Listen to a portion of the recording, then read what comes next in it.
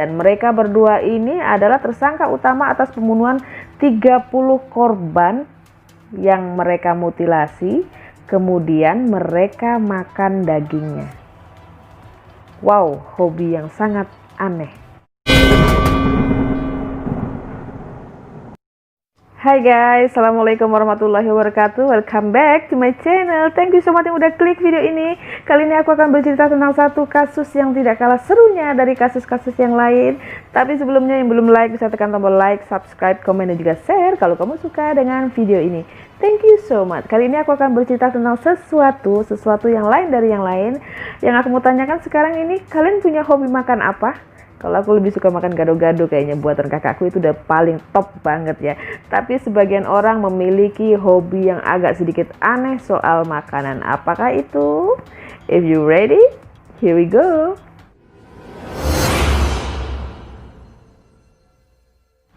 Oke guys, kali ini aku akan membahas tentang sepasang suami istri. Dia adalah Dmitry Bakseva dan juga istrinya Natalia Bakseva. Dmitry itu lahir pada tanggal 28 Januari 1982, sedangkan Natalia lahir pada tanggal 25 Januari 1975. Jadi lebih tua istrinya. Dan mereka berdua ini adalah tersangka utama atas pembunuhan 30 korban yang mereka mutilasi, kemudian mereka makan dagingnya.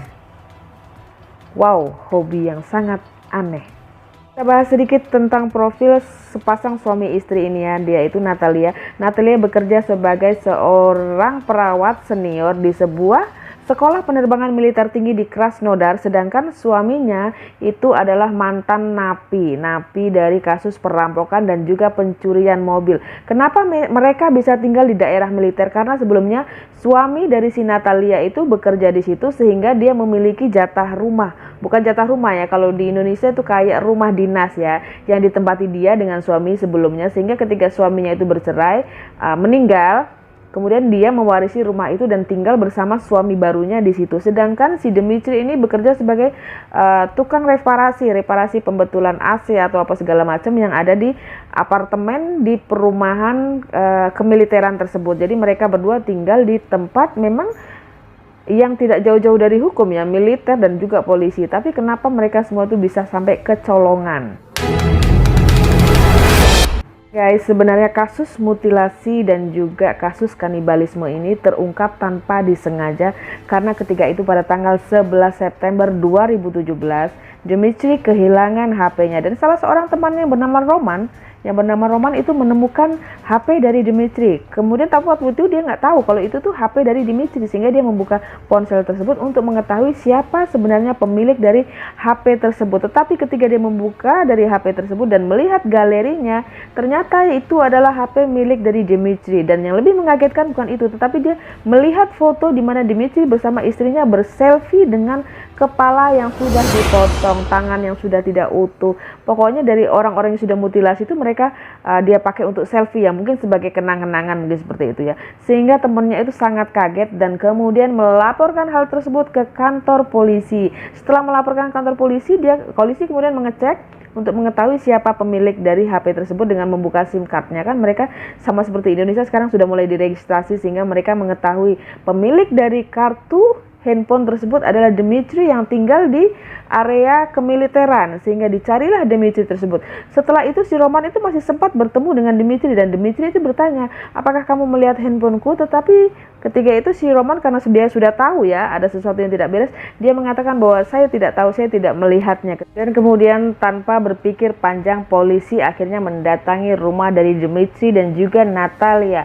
Mereka mencari semua barang bukti yang ada di situ. Yang ditemukan polisi itu sangat mengejutkan karena dia melihat ada satu tong besar, itu isinya darah semua. Dia tidak tahu itu darah apa. Polisi belum berani menyimpulkan apa-apa. Dia membuka kulkas dan ketika dia melihat di dalam kulkas itu banyak sekali daging-daging, juga belum diketahui itu daging apa.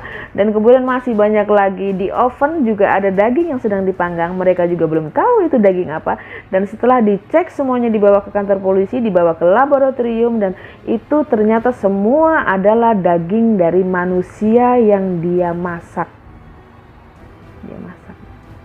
Atas bantuan dari pihak militer, kemudian mereka mencari lagi barang bukti yang ada di sekitar rumah Dimitri. Kemudian mereka menggali-gali di sekitar rumah itu dan akhirnya mereka menemukan beberapa tengkorak, juga kulit kepala, daging-daging sisa dan tulang-tulang yang mereka temukan. Akhirnya ketika ditanyai polisi, Dimitri akhirnya mengakui bahwa dia sudah membunuh sekitar 30 orang selama kurun waktu 18 tahun.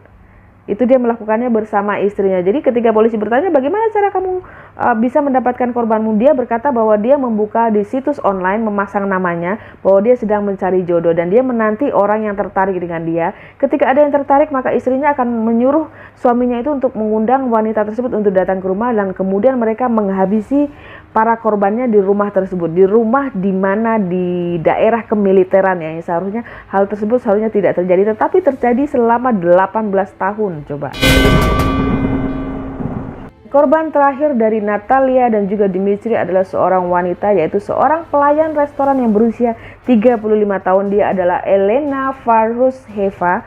Dan ketika itu mereka berdua nih sedang makan malam di restoran. Kemudian dia melihat bahwa suaminya itu menggoda si Elena dan karena cemburu, menurut dia nih, dia meminta suaminya untuk membunuh si Elena tersebut. Dan si Dimitri itu kemana-mana selalu membawa pisau, sehingga dengan seketika itu ketika dia mendapat kesempatan, akhirnya dia membunuh si Elena tersebut dengan menusuk di dadanya sebanyak 2 kali sehingga si Elena itu meninggal dan mayatnya itu dibawa ke rumah dan disitulah mayatnya dimutilasi. Dan ternyata menurut sampel yang hasil forensik menyatakan bahwa yang mayat yang ditemukan, maksudnya potongan-potongan daging manusia yang ada di kulkas dan di dalam oven, di dalam guci ketika di rumah si Dimitri diperiksa, itu adalah milik dari Elena tersebut yang sudah mereka mutilasi.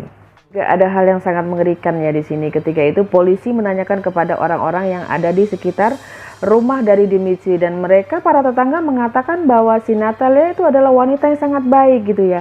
Dia selalu membuat kue dari pai atau apa segala macam dan membagikan kepada tetangga.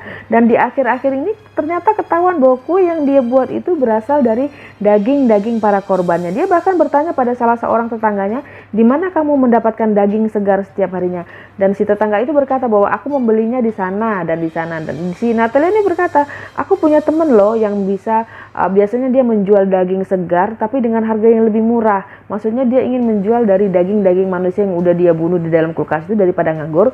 Mungkin lebih baik dia jual. Mungkin dia berpikir seperti itu. Untungnya itu tidak jadi karena tetangga itu menolak. Oh tidak, saya sudah langganan di sini, saya tidak mau untuk membeli daging yang lainnya. Itu sering dilakukan. Bahkan dia membuat kue pie itu nggak cuma dibagikan gratis, itu dia menitipkan di beberapa toko yang ada di sekitaran daerah rumahnya itu. Jadi bahkan dia kadang-kadang membagikan kepada pelajar-pelajar. Ini kan daerah militer, di bagian taruna-taruna yang baru belajar itu dibagiin sama dia gratis. Jadi mereka makan daging manusia secara tidak langsung tanpa diketahui. Coba bayangin betapa gilanya si Natalia dan Dimitri. Dan itu dia mengakui, si Natalia mengakui di pengadilan bahwa dia yang lebih banyak berperan di sini, bukan suaminya. Suaminya itu hanya menurut kata-kata si Natalia, misalnya kamu harus begini, sehingga hukumannya itu lebih berat sebenarnya ke Natalia. Tapi tidak ada undang-undang yang mengatur tentang kanibalisme, juga mutilasi ada ya, tapi kanibalnya nggak ada. Jadi mereka sedikit susah untuk memutuskan hukuman terhadap mereka berdua. Dan pada akhirnya pada Februari 2019 hakim tetap memutuskan bahwa Natalia bersalah sehingga dia harus dihukum selama 10 tahun di koloni. Aku kurang paham, maaf ya di sini. Apa maksud dari 10 tahun di koloni? Dan ditambah dengan 1,5 tahun hukuman di penjara. Tetapi kemudian si Natalia mengajukan banding, tetapi hukumannya tetap tidak berubah. Sedangkan kepada Dimitri pada tanggal 28 Juni 2019 dia dinyatakan bersalah dan dihukum selama 12 tahun 2 bulan penjara. Itu hukuman buat Dimitri. Dan ditambah lagi Dimitri ini harus berobat ke psikiater, harus ke rumah sakit jiwa. Dia kejiwaannya harus diobati. Ini aku bilang hukuman yang sangat adil. Kenapa? Walaupun dia dinyatakan gila, tetapi hukuman untuk kejahatannya harus tetap dilakukan. Bukan seperti yang kasus kita tahu sebelumnya ya.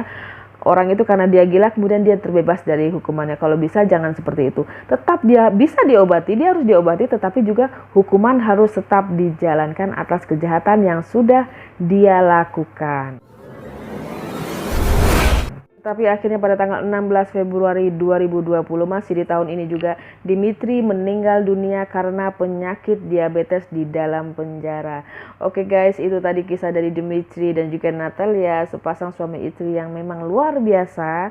Mereka mengkonsumsi daging manusia buat kita sekarang ini, makanya kalau dikasih kue dari tetangga, coba dilihat dulu tetangganya nanti kayak Dimitri. Oke, enggak ya. Oke, thank you so much semuanya yang udah nonton video ini. Yang belum like bisa tekan tombol like, subscribe, komen, dan juga share kalau kamu suka. Thank you so much. See you in the next episode. Jaga diri kalian semua baik-baik. See you, bye-bye. Assalamualaikum warahmatullahi wabarakatuh.